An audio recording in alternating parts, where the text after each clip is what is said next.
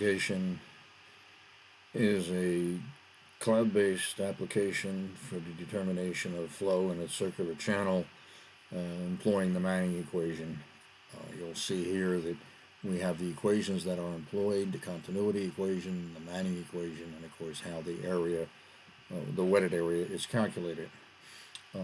We have these input variables when this is a invertible type of application, so we'll show you how we can back calculate things.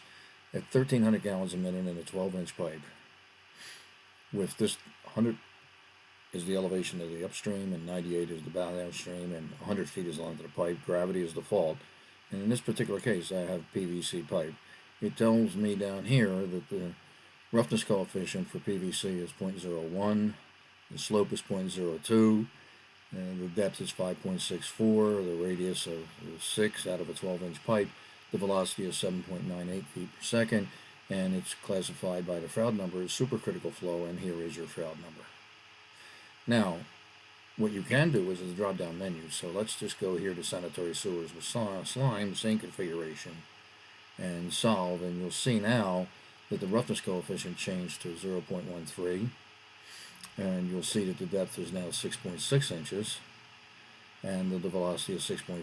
All right, so with this, you're able to select your materials of construction. If I go to wrought iron, galvanized, again, you'll see how the values change based on the roughness coefficient. Now, another part of this is the fact that I have entered a 12-inch diameter pipe of 1,300 and it's given me a depth of 6. So let's clear the flow, and let's say we had a 12-inch pipe in the field and we're measuring 7 inches of flow. That's all right, we get that. We're going to put in 7 inches of flow in a 12-inch pipe, right? And let's solve it. And you'll see that now in the field we've determined that the flow should be 1,429 gallons a minute. So that's where we are for a 12-inch pipe. Now, let's just change this to 14, all right? Let's clear, we've cleared the flow, let's make the flow, let's clear the diameter, okay? Let's clear the pipe diameter, and let's change the flow to 1,500 gallons a minute.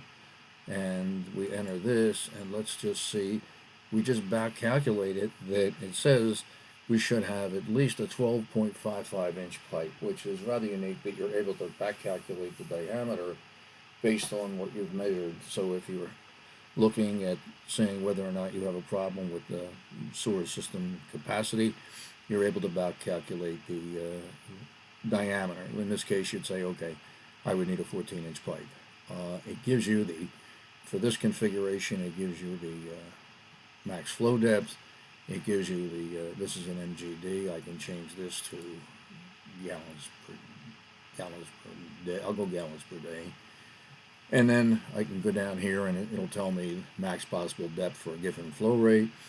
It also checks whether or not the sediment scour, if we have 2 feet per second velocity or not, and gives you that information. Also, what it does is it gives you an interactive chart to show you flow versus depth for a calibration curve. For your particular configuration, it gives you the hydraulic elements for this configured pipe.